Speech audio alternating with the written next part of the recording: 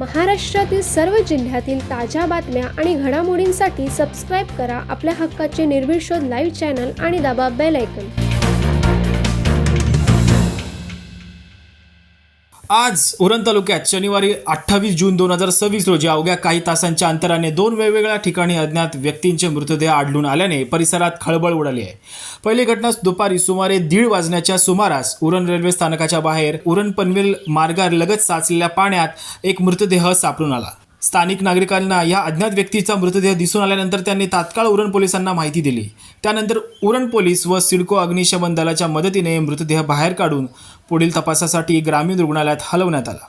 मृत व्यक्तीने टी-शर्ट आणि निळ्या रंगाची पॅन्ट परिधान केलेली आहे। सदर मृतदेह एक पुरुषाचे आहे। यानंतर अवघ्या तासाभरात दुपारी सुमारे 2:30 वाजण्याच्या सुमारास न्हावाशेवा पोलीस ठाण्याजवळील JW कंपनीच्या कंपाऊंड बाहेरील नाल्यात आणखीन एक अज्ञात व्यक्तीचा मृतदेह आढळून आला।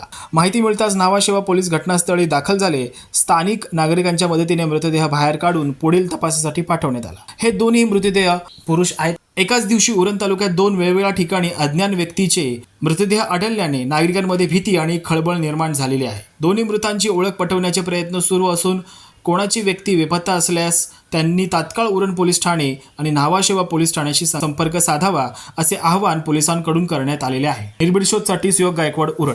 महाराष्ट्रातील सर्व जिल्ह्यातील ताज्या बातम्या आणि घडामोडींसाठी सबस्क्राईब करा आपल्या हक्काचे निर्भीड शोध लाईव्ह चॅनल आणि दाबा बेल आयकॉन।